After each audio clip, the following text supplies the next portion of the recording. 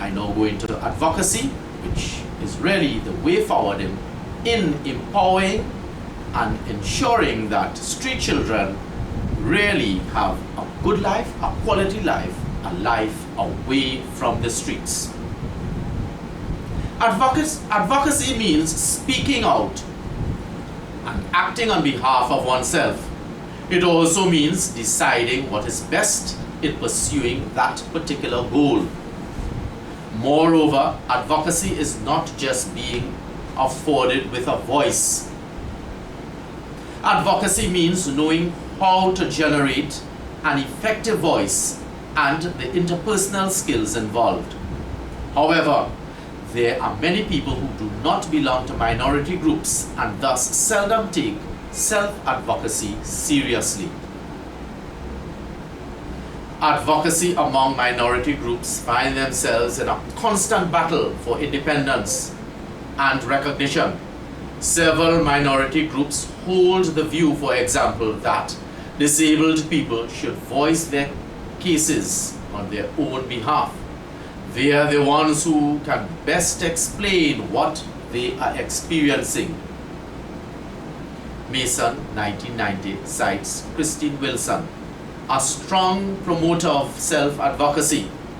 Wilson believes that disabled people should speak on their own behalf because they can best describe their own journey. She argues that they are the ones who know best how to explain their given circumstances, their joys as well as their pains. Wilson, in her strong pursuit for advocacy, claims that minority groups also resent the intervention of mainstream majority.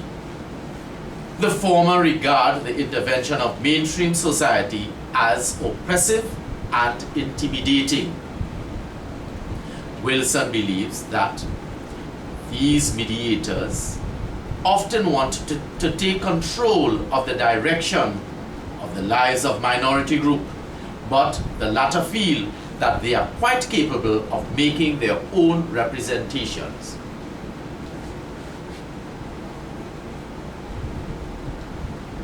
Mason continues Wilson's line of argument and firmly advocating that minority groups must be afforded a voice.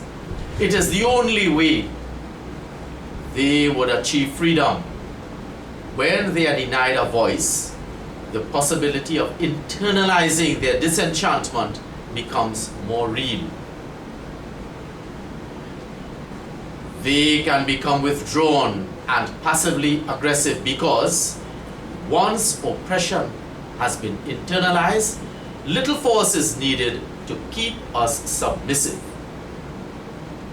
Mason also maintains that some minority groups harbor inside the pain and the memories, the fears and the confusions, the negative self-images and the low expectations, turning them into weapons with which to re-injure ourselves every day of our lives. Advocacy means challenging current thinking. This may mean reorganizing political trends of thought. According to Woodruff, 1997, giving children a voice means revolutionizing the structures and the images that society has of children. It means emancipating children from the conventional and authoritative attitude that some members of mainstream society may have towards children. Woodruff argues that in the final analysis, to afford children a voice means to challenge current political thinking about children and in this way challenge our own existing social order. Thus, societal change in policy towards street children is a lifelong process.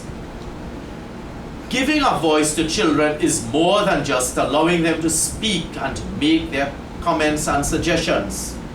It is a reorientation that forces mainstream society to value and appreciate their proposals and their contributions to the wider society. Advocacy for minority groups is not easy to attain in Trinidad and Tobago. Witness 2000 argues that children are not counted because they are not expected to have a stake in the present societal, economic, or political arrangements. He states that in some societies they remain voiceless because they do not vote and cannot claim an income and are judged not to play any recognized formative role within school or home. Thus, to simply express an interest in minority groups is insufficient. People cannot identify with street children when they are not willing to confront issues and systems that contribute to the presence of children on the streets. Commitment without confrontation tends to fade quickly in the background. Commitment involves a diligent effort. This has its own measure of difficulty. It involves political action and critical analysis, challenging misinformed, ignorant, prejudicial statements and ideas that are often prevalent within society about street children. Therefore, at the beginning of this paper, it was stated that in order to get a clearer understanding of the lives of street children, individuals must be prepared to spend quality time with them. Mention was made about the need to listen accurately to the voices of street children, especially to their masked voices. It must be remembered that listening is more than just hearing and being attentive. It is more than being empathetic and demonstrating sympathy. It is more than expressing a desire to be committed. It means getting seriously involved in the lives of street children. This is not easy. It is demanding, challenging, and time-consuming. In conclusion, I state that in order to address the issues of street children properly, it is imperative that the street children be involved. Too often, programs are designed for street children without even consulting them. Therefore, governmental institutions, non-governmental organizations, and all those interested in assisting the well-being of street children should have a meaningful dialogue with them.